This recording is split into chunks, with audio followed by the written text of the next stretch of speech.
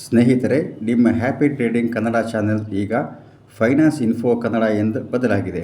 ಹಣಕಾಸು ಚಟುವಟಿಕೆ, ಆರ್ಥಿಕ ಸಂಗತಿಗಳ ಬಗ್ಗೆ ಹೆಚ್ಚು ಗಮನ ನೀಡಲು ಉದ್ದೇಶಿಸಿರುವುದೇ ಇದಕ್ಕೆ ಕಾರಣವಾಗಿದ್ದು, ಇದುವರೆಗೂ ನೀವು ನೀಡಿದ ಪ್ರೋತ್ಸಾಹ ಇದೇ ರೀತಿ ಮುಂದುವರಿಯುವುದೆಂದು ಆಶಿಸುತ್ತೇನೆ.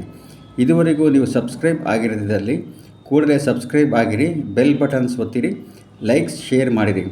ಚಿಲ್ಲರೆ ವ್ಯಾಪಾರ ಈ ಬಾರಿಯ ವಿಷಯವಾಗಿದೆ. ಇನ್ನು ವಿಷಯಕ್ಕೆ ಬರೋಣ. ಪ್ರತಿ ವರ್ಷ ಲಕ್ಷಾಂತರ ಮಂದಿ ವಿದ್ಯಾಭ್ಯಾಸ ಮಾಡಿ ಹೊರಬರುತ್ತಾರೆ. ಗೃಹಿಣಿಯರು ಏನಾದರೊಂದು ಚಟುವಟಿಕೆ ಮೂಲಕ ಹಣ ಗಳಿಸಬೇಕೆಂದು ಬಯಸುತ್ತಾರೆ. ಹೆಚ್ಚು ವಿದ್ಯಾಭ್ಯಾಸ ಇಲ್ಲದವರು ಅದಕ್ಕೆ ತಕ್ಕ ಉದ್ಯೋಗ ದೊರೆಯುವುದಿಲ್ಲ ಎಂದು ಹತಾಶರಾಗಿರುತ್ತಾರೆ. ಇಂತಹವರಿಗೆ ಕೂಡಲೇ ಕೈ ಹಿಡಿಯಬಹುದಾದ, ಶೀಘ್ರದಲ್ಲೇ ಲಾಭ ತಂದುಕೊಡಬಹುದಾದ ಆರ್ಥಿಕ ಚಟುವಟಿಕೆ ರಿಟೇಲ್ ವ್ಯವಹಾರ ಅಥವಾ ಚಿಲ್ಲರೆ ವ್ಯಾಪಾರವಾಗಿದೆ. ಸಣ್ಣ ಪ್ರಮಾಣದಲ್ಲಿ ಈ ಚಟುವಟಿಕೆಯಲ್ಲಿ ತೊಡಗಿ ಕೋಟ್ಯಾಧೀಶರಾಗಿರುವವರು ಇದ್ದಾರೆ. ಇದು ದೀರ್ಘಕಾಲೀನ ಪ್ರಕ್ರಿಯೆ, ಆದರೆ ಸದ್ಯಕ್ಕೆ ಆರ್ಥಿಕ ಆಧಾರ ಒದಗಿಸಬಲ್ಲ, ಜೀವನ ನಿರ್ವಹಣೆಗೆ ಅನುಕೂಲ ಕಲ್ಪಿಸಿಕೊಡಬಲ್ಲ ಚಟುವಟಿಕೆಯೂ ಇದಾಗಿದೆ. ಆದರೆ ಇದು ಅಂದುಕೊಂಡಷ್ಟು ಸುಲಭವಲ್ಲ. ಇದಕ್ಕೆ ಸಾಕಷ್ಟು ಶ್ರಮ, ಇದಕ್ಕೂ ಮುನ್ನ ಅಧ್ಯಯನದ ಅಗತ್ಯವಿದೆ. ಇದರೊಡನೆ ತಾವು ಯಾವ ರೀತಿ ಲಾಭದಾಯಕವಾಗಿ ವ್ಯಾಪಾರ ಮುಂದುವರಿಯುವಂತೆ ನೋಡಿಕೊಳ್ಳಬಲ್ಲವು, ಈ ನಿಟ್ಟಿನಲ್ಲಿ ಎದುರಾಗುವ ಸಮಸ್ಯೆಗಳು ಯಾವುವು ಎಂಬಿವೆ ಮೊದಲಾದ ಸಂಗತಿಗಳ ಬಗ್ಗೆ ಗಮನ ನೀಡಬೇಕು.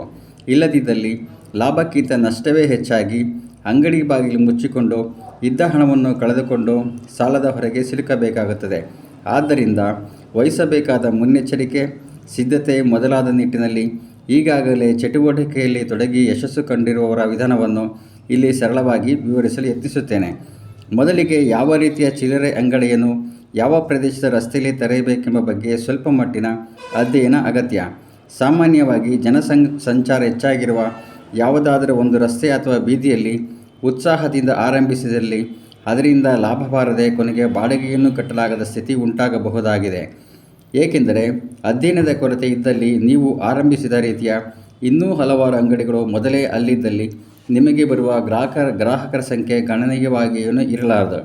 ಹೀಗಾಗಿ ಸದ್ಯದಲ್ಲಿ ಯಾವ ರೀತಿಯ ಚಿಲ್ಲರೆ ವ್ಯಾಪಾರದ ಅಂಗಡಿಗಳು ಅಲ್ಲಿವೆ, ಅಲ್ಲಿ ದೊರಕುವ ವಸ್ತುಗಳು ಯಾವುವು, ನಾವು ಒಂದು ವೇಳೆ ಅಲ್ಲಿ ತೆರೆದಲ್ಲಿ ಅಲ್ಲಿ ಸಿಗದ ಅಥವಾ ಸ್ಥಳೀಯರಿಗೆ ಯಾವ ವಸ್ತುಗಳನ್ನು ಖರೀದಿಸಲೆಂದು ಹೆಚ್ಚು ದೂರ ಪ್ರಯಾಣಿಸಬೇಕಾಗುತ್ತದೆ ಎಂಬುವ ಮೊದಲಾದ ವಸ್ತುಗಳಿಗೆ ಆದ್ಯತೆ ನೀಡಿ ಮಾರಾಟಕ್ಕೆ ಇರಿಸುವುದರಿಂದ ಅಂತಹ ಗ್ರಾಹಕರನ್ನು ಸೆಳೆಯಬಹುದಾಗಿದೆ.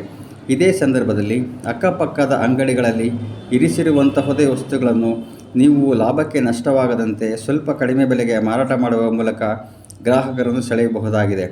ಆದರೆ ಇದು ಹೆಚ್ಚು ಕಾಲ ನಡೆಯದು. ಏಕೆಂದರೆ ನಿಮ್ಮ ಸ್ಪರ್ಧಿ ಇದೇ ವಿಧಾನವನ್ನು ತಾನು ಅನುಸರಿಸಬಹುದಾಗಿದೆ. ಆದ್ದರಿಂದ ಇತರರೇ ಸುಲಭವಾಗಿ ದೊರಕದ ಹಾಗೂ ಸ್ಥಳೀಯರು ಅಂತಹ ವಸ್ತುವಿಗೆ ಬಹುದೂರ ಹೋಗಬೇಕಾಗಿ ಬರುವಂಥ ವಿವರ ಆಧರಿಸಿ ಅಂತಹ ವಸ್ತುಗಳಿಗೆ ಬ್ರ್ಯಾಂಡ್ ಆಗುವ ರೀತಿ ಅಂಗಡಿ ತೆರೆಯುವುದು ಸೂಕ್ತ. ಉದಾಹರಣೆಗೆ, ನೀವು ಗ್ರಾಮಾಂತರ ಪ್ರದೇಶದಲ್ಲಿ ಅಂಗಡಿ ತೆರೆದಿದ್ದಲ್ಲಿ ಮೊಬೈಲ್ ಫೋನ್ಗಳ ಟ್ಯಾಂಪರ್ ಗ್ಲಾಸ್ಗಳನ್ನು ಮಾರಾಟ ಮಾಡುವುದನ್ನು ಆರಂಭಿಸಿದಲ್ಲಿ ಅದಕ್ಕಾಗಿ ಸ್ಥಳೀಯರು ನಗರ ಪ್ರದೇಶಗಳಿಗೆ ಹೋಗುವುದು ತಪ್ಪುತ್ತದೆ. ಇದು ಕೇವಲ ಮುಖ್ಯ ಚಟುವಟಿಕೆಗೆ ಪೂರಕವಾಗಿರಬೇಕೇ ಹೊರತು ಇದನ್ನೇ ಪ್ರಮುಖವಾಗಿ ಅವಲಂಬಿಸಿದಲ್ಲಿ ಹೆಚ್ಚಿನ ವಹಿವಾಟು ನಡೆಯುವುದು. ಆದರೆ ಇದೇ ವೇಳೆ ಗೋಬಿ, ಪಾನಿಪುರಿ ಮೊದಲಾದವನ್ನು ಸಹ ಉಪಚಟುವಟಿಕೆಯಾಗಿಯೂ ಗ್ರಾಮಾಂತರ ಪ್ರದೇಶದಲ್ಲಿ ಆರಂಭಿಸಬಹುದಾಗಿದೆ. ಇನ್ನು ನಗರ ಪ್ರದೇಶದ ಅಂಗಡಿಗಳಲ್ಲಿ ಜೆರಾಕ್ಸ್ ಮಾಡುವುದನ್ನು ಪೂರಕವಾಗಿ ನಡೆಸಬಹುದಾಗಿದೆ.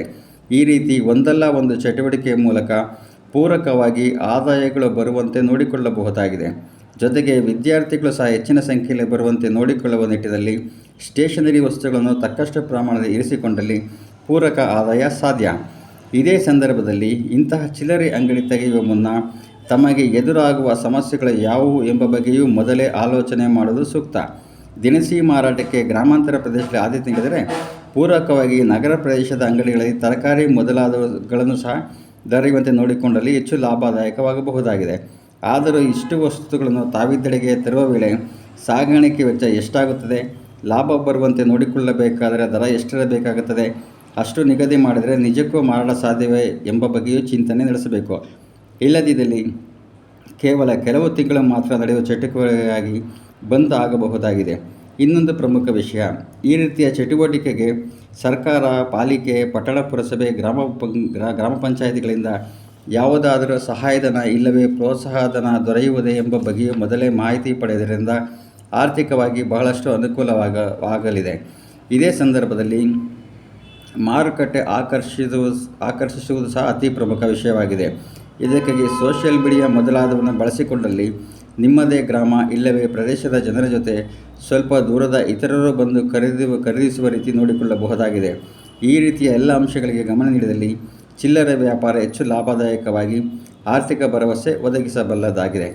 ಇಂತಹ ಇನ್ನಷ್ಟು ವಿಷಯಗಳಿಗೆ ದಯವಿಟ್ಟು ಕೂಡಲೇ ಸಬ್ಸ್ಕ್ರೈಬ್ ಆಗಿರಿ, ಲೈಕ್, ಶೇರ್ ಮಾಡಿರಿ. ಈಗಾಗಲೇ ಇಲ್ಲಿ ಅಪ್ಲೋಡ್ ಮಾಡಿರುವ ಇತರೆ ವಿಡಿಯೋ ವೀಕ್ಷಿಸುವುದನ್ನು ಮರೆಯದಿರಿ. ಧನ್ಯವಾದಗಳು. ಇದೀಗ ನಿಮ್ಮ ಚಾನೆಲ್ ನಿಮ್ಮ happy trading Kannada finance info Kannada